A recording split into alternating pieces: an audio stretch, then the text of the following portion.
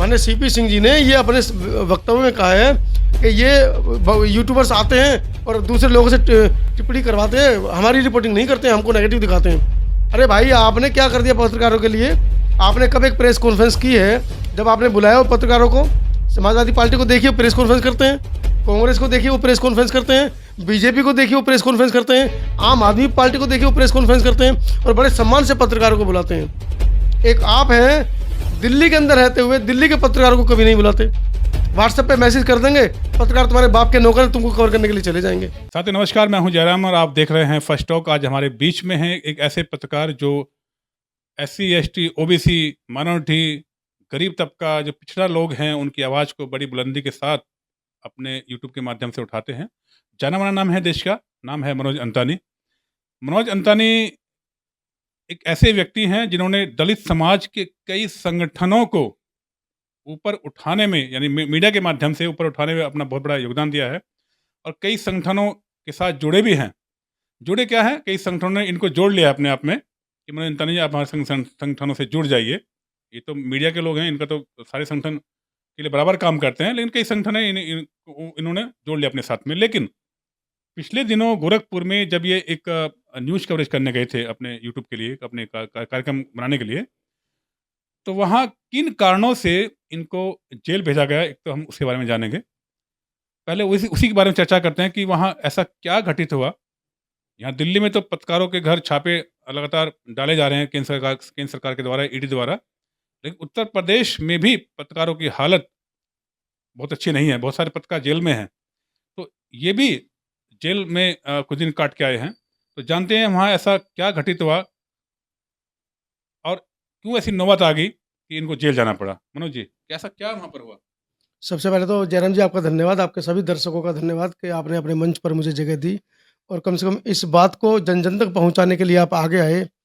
अभी तक तो मैं इंतजार कर रहा हूं कि मेरे कुछ दोस्त जो जिनको कह सकते हैं कि मैं दिन रात उनको ऊपर उठाने में, उनको आगे लगाने में, आगे बढ़ाने में, खासकर मीडिया के मेरे साथी, मैं लगा रहा। लेकिन मैं इंतजार कर रहा हूँ कि वो आएँ, इस बारे में चर्चा करें मुझसे। खैर छोड़िए, उनके अपनी समस्याएँ हो सकती हैं कि वो अभी तक नहीं, व्यस्तता हो सकती है, लेकिन पूरा महीना हो गया है। रही बात जैसा कि आपने पूछा कि क्या था, मुद्दा शुरू करें उससे पहले मैं ये बताऊँ कि योगी राज में दलितों की, शोषितों की, पिछड़ों की बात करने का मतलब है आपको अपनी गर्दन एक ऐसे कह सकते हैं फांसी के फंदे में डालने जैसी है, जिसमें कि फंदा आपका टूटेगा नहीं, आप मरेंगे नहीं, लेकिन उसके अंदर फंसे रहेंगे, ताउम्र फंसे रहेंगे। वर्तमान में प्रशासन की क्या मजबूरियां हैं, जो सरकार का इतना दबाव वो मान रहे हैं। खासकर मैं पुलिस प्रशासन की बात करूँगा, जैसे कि गृह मंत्री जी के अंडर में जो सरकार आती है, केंद्र सरकार आती है, राज्य सरकारें आती हैं। खासकर उत्तर प्रदेश में योगी जी के संपर्क में, योगी जी के अंडर में वो लोग काम कर रहे हैं प्रशासन के। तो अम्बेडकर जन मोर्चा एक संगठन है गोरखपुर के अंदर, वो पिछले 3 साल से एक मुद्दे को लेकर चल रहे हैं कि भूमिहीन परिवारों को 1 एकड़ भूमि दी जानी चाहिए। अब ये मुद्दा वो पिछले 2 साल से लगातार चला रहे हैं। इस बार पुनः उन्होंने पुनरावृत्ति की और सरकार के कानों तक बात पहुंचाने के लिए अपना मेमोरेंडम पेश किया और लोगों को आह्वान किया कि आप ज़्यादा से ज़्यादा भूमिहीन लोग आंदोलन में पहुँचे। जैसा कि श्रवण कुमार निराला जी जो मुख्य संयोजक हैं अम्बेडकर जन मोर्चा के, उन्होंने अपने साक्षात्कार में बताया कि उन्होंने 2-3 महीने पहले बाय पोस्ट अपना जो मेमोरेंडम है, जो एप्लीकेशन है, वो दे दी थी प्रशासन को कि हम आपके कमिश्नरेट में जो कमिश्नर कार्यालय है वहाँ पर एक हम प्रोटेस्ट करेंगे 10 अक्टूबर को। लेकिन सरकार की तरफ से उसका कोई जवाब नहीं दिया गया, तो इसका मतलब ये माना गया कि सरकार जो है वो राजी है। भाई अगर आपको मना करना था तो आपको एक पॉइंट देना था, एक लेटर भेजना था कि हम आपको अलाउड नहीं कर रहे, लेकिन ऐसा नहीं हुआ। 9 तारीख को कांशीराम जयंती होती है, तो मैं दिल्ली से लखनऊ पहुंचा और लखनऊ से मैं गोरखपुर पहुंचा। हालांकि इस अम्बेडकर जन मोर्चा के आंदोलन के बारे में बहुत पहले से सोशल मीडिया पर खबरें चल रही थी। मैंने अम्बेडकर जन मोर्चा की सीमा गौतम जी जो उत्तर प्रदेश अध्यक्ष हैं और श्रवण कुमार निराला जी का इंटरव्यू पहले भी लिया हुआ था, तो मैं उनको जानता भी था, तो उनसे फ़ोन पर संपर्क भी था। तो उन्होंने बताया था कि पिछली बार हमने 2 प्रोटेस्ट किए, लेकिन गोरखपुर की किसी भी जातिवादी मीडिया ने, मनुवादी मीडिया ने, जो जिनका दलितों से, पिछड़ों से, शोषितों से कोई वार्ता नहीं है, हो सकता है उन पत्रकारों में दलित समाज के भी रहे हो, लेकिन ज़रूरी नहीं है वो अम्बेडकरवादी रहे हों। तो वो नहीं पहुँचे थे, तो उन्होंने जैसा मुझे बताया, तो उन्होंने एक आस लगाई कि दिल्ली के पत्रकारों से कि यहाँ के जो पत्रकार हैं वो बड़ी प्रमुखता से दलितों की, शोषितों की, पिछड़ों की, माइनॉरिटी की, अल्पसंख्यकों की आवाज़ को उठाते हैं। तो हमारी उनसे बात हुई, हमने कहा 9 तारीख को लखनऊ तो आ ही रहे हैं, तो आपके पास भी आ जाएँगे।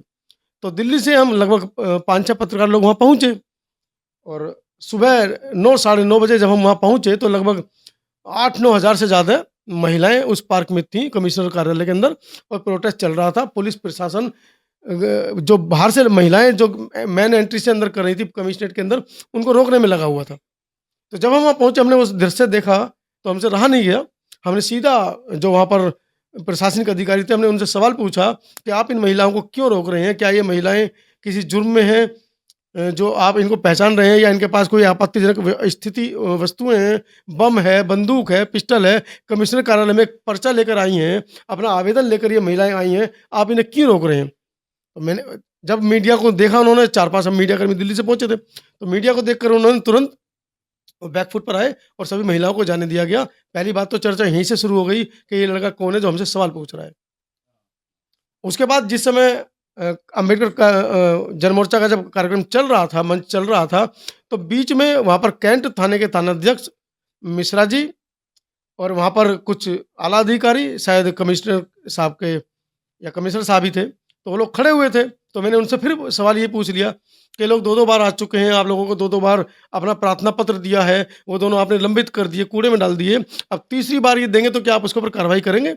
और आप लोगों को क्यों रोक रहे हैं? क्योंकि फ़ोन आ रहे थे लगातार वहाँ पर कि हमारा थ्री व्हीलर रोक लिया है, क्योंकि नीले झंडे लगे हुए हैं, नीले फटके पहने हुए लोगों ने। उसके ऊपर भी मैंने उनसे चर्चा की कि आप लोग क्यों रोक रहे हैं? दलितों का दमन करना आप लोग चाहते हैं क्या? वो भी वीडियो समता आवाज़ टीवी पर अपलोडेड है। उसी बीच में क्या होता है, पीछे कुछ महिलाएँ बैठी हुई थीं, प्रोटेस्ट चल रहा था, लगभग 2 बजे का टाइम था। लंच जो है वो कर रही थी पीछे बैठ के, क्योंकि अम्बेडकर जनमोर्चा के जो कार्यकर्ता हैं उन्होंने खाने का भी प्रबंध किया था। तो वो लोग खाना खाकर बैठी हुई थीं, तो कुछ महिलाएँ उसमें से कमिश्नर कार्यालय के अंदर प्रवेश कर गईं। क्योंकि हम वहाँ पर थे, हम भी लंच कर रहे थे, हम भी दोपहर का टाइम था, हम भी खाना खा रहे थे। तो हमने देखा जब महिलाएँ जा रही तो हम भी उनको कवर करने के लिए चल दिए। तो वहाँ पर पुलिस प्रशासन ने उनको रोकने की कोशिश की। हालाँकि वीडियो जो हमारे पास मौजूद है उसमें कहीं ऐसा नहीं लग रहा है कि पुलिस प्रशासन उनको रोक रहा है। महिलाएँ रोष में थी, सुबह 9 बजे से बैठी हुई थी, 2 बजे तक बैठी हुई थी। उनका लगातार ये आह्वान हो रहा था उनका कि कमिश्नर साहब आएँ, हमारा ज्ञापन लें और हमें फ्री करें, हम जाएँ अपने घर को। सिर्फ़ इतनी सी डिमांड थी उनकी, कमिश्नर साहब 2-3 बजे तक नहीं पहुँचे, जबकि कमिश्नर साहब का ही कार्यालय था। जब वो महिलाएँ कमिश्नर साहब के ऑफ़िस में आई तो हम लोगों ने शूटिंग शुरू की, उनसे पूछा महिलाओं से। महिलाओं ने बताया कि हम यहाँ लड़ाई-झगड़े करने नहीं आए, हम तो अपना ज्ञापन देना है, कमिश्नर साहब को बुलाओ, ये आप ले लो। उसके बाद उन्होंने हमसे कहा कि भाई साहब ये आप लोग अंदर आ गए मीडियाकर्मी, शूट कर रहे हैं, तो ये महिलाएँ और उग्र हो गई हैं, आप कृपया इनको बाहर ले जाएँ। तो इस दरवाज़े से महिलाएँ घुसी थी, हम लोग शूट कर रहे थे दरवाज़े के बाहर से भी और कुछ अंदर से भी शूट कर रहे थे। हमने उनको समझा-बुझाकर दूसरे दरवाज़े से सबको बाहर निकाल दिया।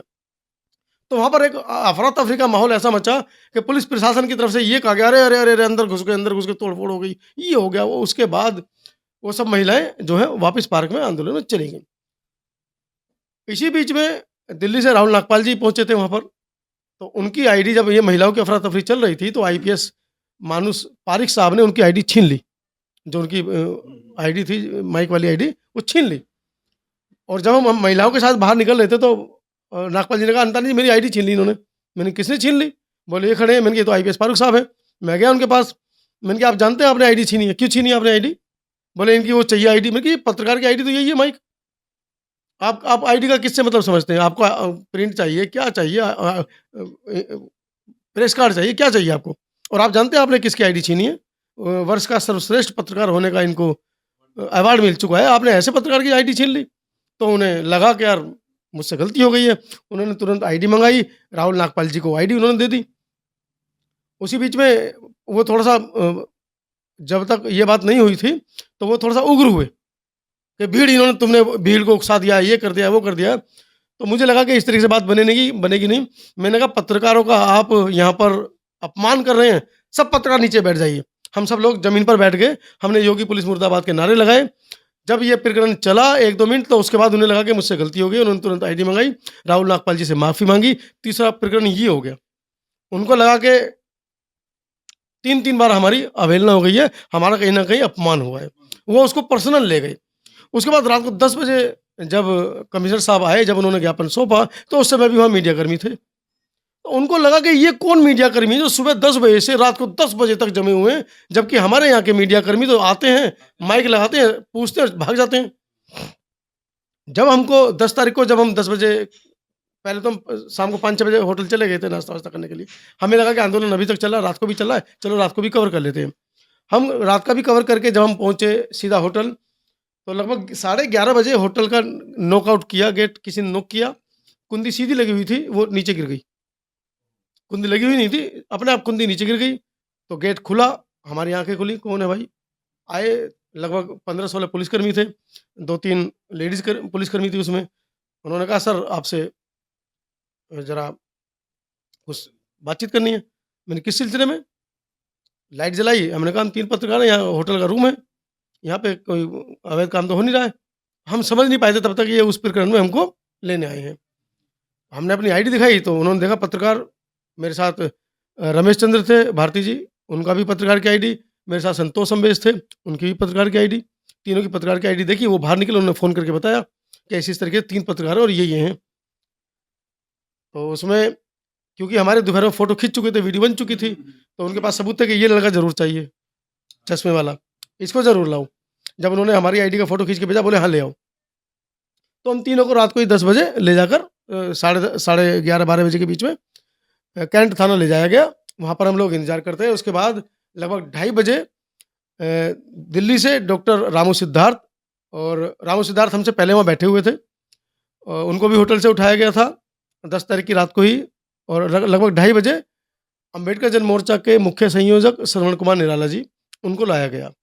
जब उनको भी लाया गया, तब तक हमसे 2-3 बार जो एजेंसीज़ थीं, आईबी थी, एसटीएफ वाले थे शायद, और 2-3 लोग थे, कुछ आला अधिकारी भी थे, वो हमसे कम से कम 4-5 बार वो पूछताछ कर चुके थे। उनका एक ही मुख्य सवाल था कि आप लोग दिल्ली से क्यों आए हैं? आज के प्रोटेस्ट में गोरखपुर से कोई पत्रकार नहीं गया।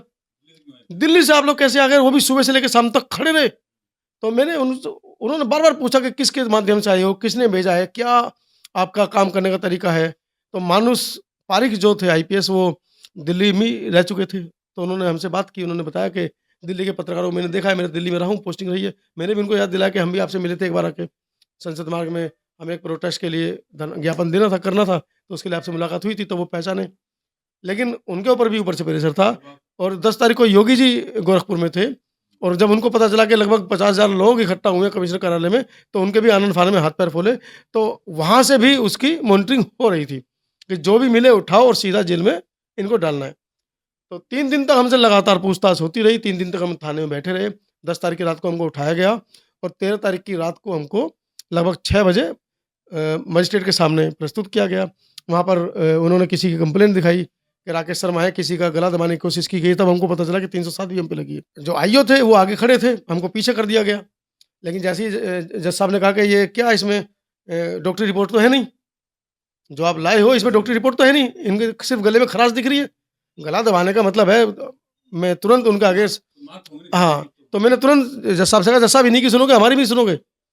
एकदम हम तीनों आगे पहुँच गए, उसको आईओ के पीछे करके। मैं, "जज साहब, हमारी भी सुनिए।" बोले, "क्या हुआ?" मैंने, "सर, हम शूटिंग करने आए थे, हम यहाँ खबर को शूट करने आए थे। हमारे पास तमाम हमारे मोबाइल के अंदर वीडियो शूट हैं कि कार्यालय में क्या-क्या हुआ, और वहाँ पर सीसीटीवी भी लगे हुए थे। अगर एक भी व्यक्ति गर्दन पकड़ता हुआ दिख जाए, गिरेबान तक पकड़ता हुआ दिख जाए तो बताइएगा। और आप मुझे ये बताइए कि 12-13 लोग इसी कंप्लेंट को के आधार पर जेल भेजे जा चुके हैं, और 3 हम अब जाने वाले हैं। तो क्या आपको लगता है कि 12-13 आदमी अगर किसी एक व्यक्ति का गला दबा रहे होंगे, तो वो अस्पताल जाएगा या शमशान जाएगा?" और हमारी हमारी मंशा अपना ज्ञापन देने की थी, और हम अम्बेडकराइज़ लोग हैं। खैर, कुल मिलाकर हमने उनसे कहा, तो उन्होंने, अब जो तय हो चुका था पहले, वो तय हो चुका था। तो हमसे सवाल बार-बार यही पूछे जा रहे थे कि आप आए क्यों दिल्ली से? तो हमारा यही जवाब था हर किसी एजेंसी को कि हम अम्बेडकराइज़ लोग हैं।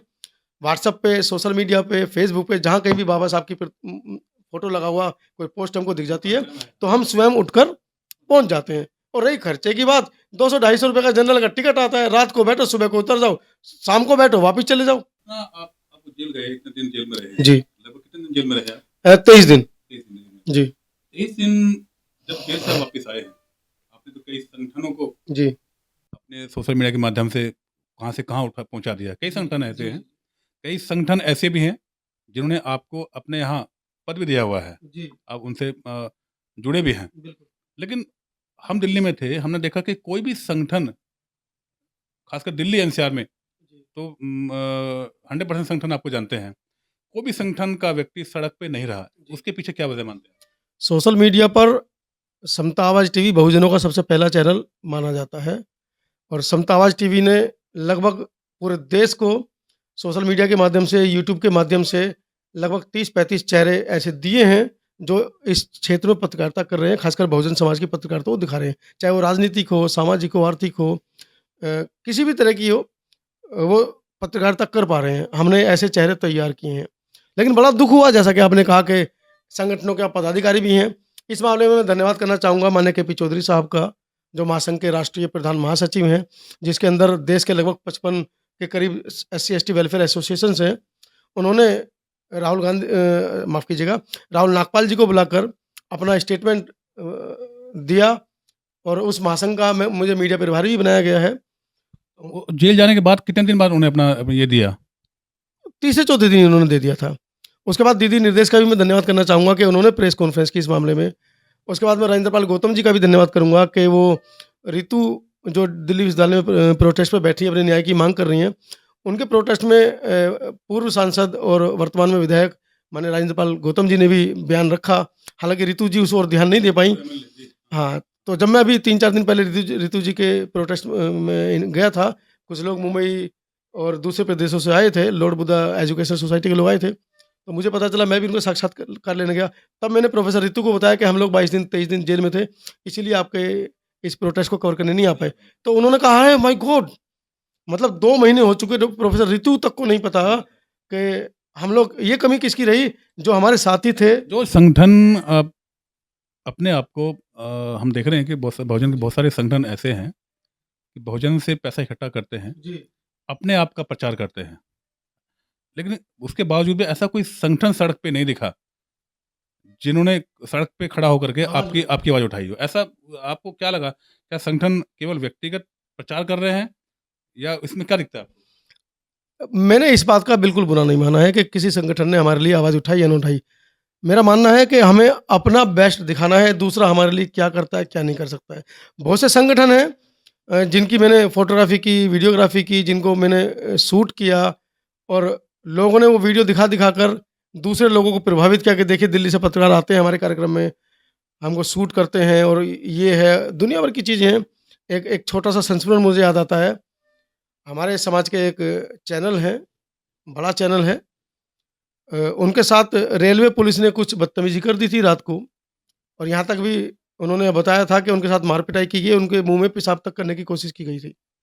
हमें रात को जब ये बात पता चली, तो हम अगले दिन पुनः, और इतनी सर्दी का मौसम था कि घर से निकलना बड़ा मुश्किल था। उसके बावजूद हम सुबह 10 बजे इकट्ठा हुए, डीसीपी दिल्ली पुलिस के का हमने घेराव किया। उन्होंने कहा ये रेलवे का मामला है, हमने रेलवे डीसीपी का घेराव किया। उन्होंने तुरंत 4 पुलिसकर्मियों को ऑन द स्पॉट सस्पेंड कर दिया। ये बड़ी खबर थी उस दिन के लिए। हमने तमाम सारी मीडिया ने इस खबर को दिखाया था। मुझे बड़े दुःख के साथ ये कहना पड़ रहा है कि जब दीदी निर्देश की प्रेस कॉन्फ्रेंस हुई, तो उस चैनल की आईडी वहाँ पर रखी हुई थी, लेकिन अभी तक भी उस चैनल ने हमारे लिए आवाज़ नहीं उठाई। तो मैंने कोई बुरा नहीं माना है। मैं उसकी परिस्थितियों में उसके साथ खड़ा रहा। उसका मन है कि वो मेरी परिस्थिति में मेरे साथ खड़ा होगा या नहीं होगा। देश का कोई भी ऐसा संगठन है, जिसके लिए मैंने काम किया है, उनका अपना मन है कि वो मेरे लिए खड़े हों या ना खड़े हों, लेकिन मैं अपना काम करता रहूँगा। मेरा काम है, जो मैंने ज़िम्मेदारी ली है। जब मुझे पता चला कि बाबा साहब, माननीय काशीराम साहब, यहाँ तक कि बहन कुमारी मायावती जी तक इस बात से पीड़ित है कि हमारी खुद की मीडिया नहीं है।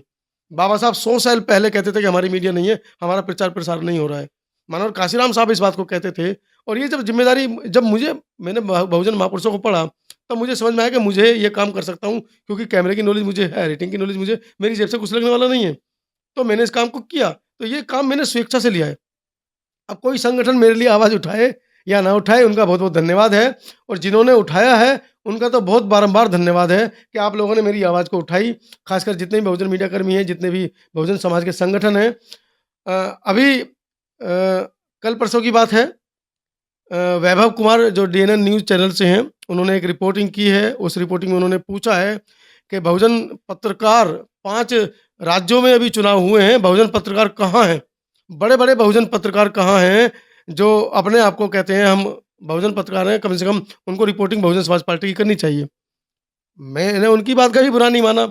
मैं तो सिर्फ़ उनसे ये पूछना चाह रहा हूँ कि 5 बहुजन पत्रकार मनोज अंतानी समता आवाज़ टीवी से, संतोष अम्बेस आवाज़ भारत टीवी से, रमेश चंद्र रिपब्लिक दस्तक से, हमारी बहन नीलम बौद्ध, नीलम गौतम जी, एनबी न्यूज़ से, जय भीम प्रकाश जी, रामू सिद्धार्थ जी, 6 पत्रकार हम जेल के अंदर बंद थे। बसपा के एक बसपा के एक नेता का बयान नहीं आया। हालाँकि अभी 4-5 दिन पहले कुछ दूसरे दल के साथियों ने बसपा जॉइन की, तो मैं उस रिपोर्ट को कवर करने गया, तो वहाँ पर भी दिल्ली प्रदेश की पूरी टीम बैठी थी। उन्होंने भी एक शब्द ये नहीं कहा कि सामने अंतानी जी बैठे हैं, जबकि मैंने प्रदेश अध्यक्ष को सबको कई बार कवर किया, उन सबको खबर पता है कि मनोज अंतानी जेल छूट के आया है। लेकिन उन्होंने उस समय भी एक बार ये नहीं कहा, उल्टा सवाल खड़ा किया कि ये जो बहुजन पत्रकार हैं, मैं वो वीडियो क्लिप आपको दूँगा, चाहे तो आप लगा सकते हैं। उन्होंने उल्टा सवाल किया कि ये जो यूट्यूबर बने फिरते हैं अपने आप को, ये पूछते हैं, बहन जी के खिलाफ बुलवाते हैं। माननीय सीपी सिंह जी ने ये अपने वक्तव्य में कहा है कि ये यूट्यूबर्स आते हैं और दूसरे लोगों से टिप्पणी करवाते हैं, हमारी रिपोर्टिंग नहीं करते हैं, हमको नेगेटिव दिखाते हैं।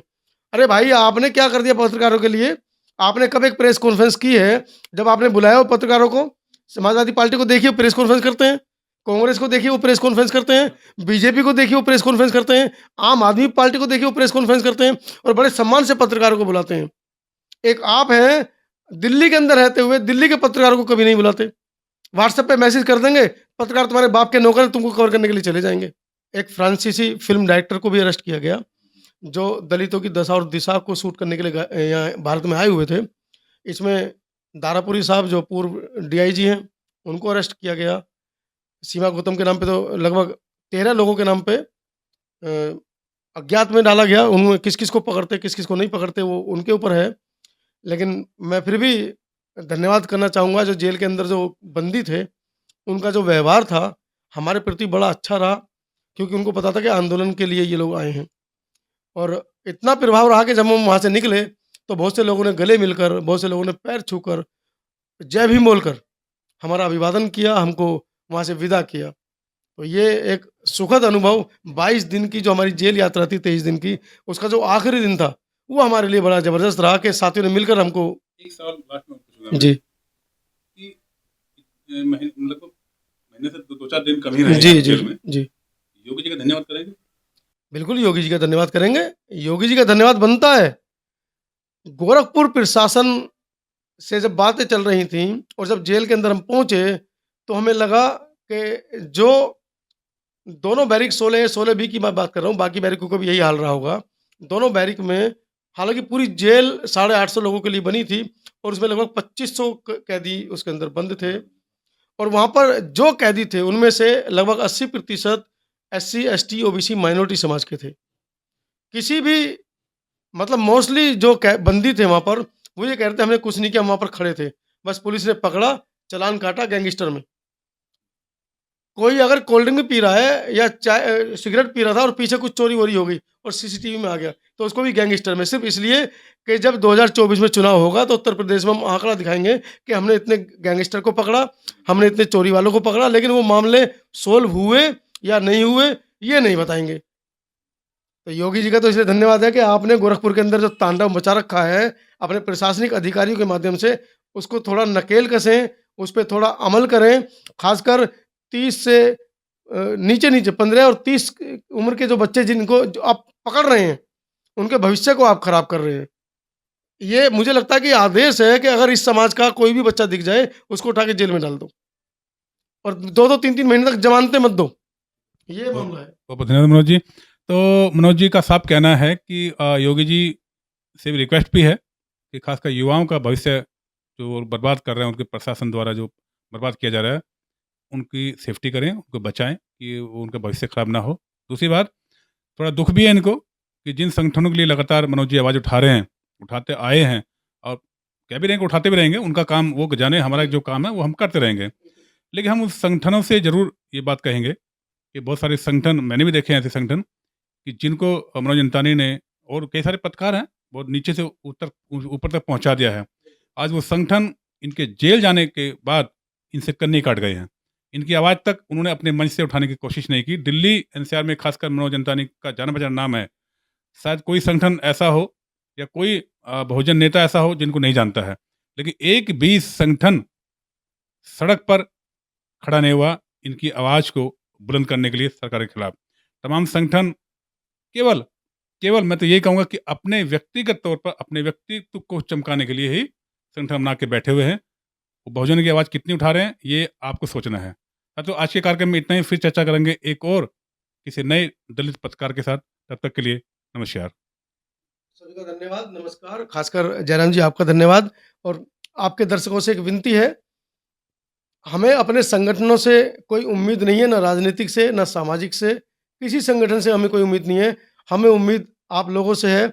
आप चैनल को सब्सक्राइब करें, लाइक करें और खबर को अपने दोस्तों तक, अपने ग्रुपों तक शेयर ज़रूर करें, जिससे कि जयराम जी जैसे पत्रकार साथी, हमारे जैसे पत्रकार साथी, जो सड़कों पर आपके समाज की आवाज़, आपकी बहन-बेटियों की आवाज़, आपके शोषण की आवाज़ को उठा रहे हैं, कम से कम उनको जो सहायता, सहयोग यूट्यूब से मिलनी चाहिए वो मिले।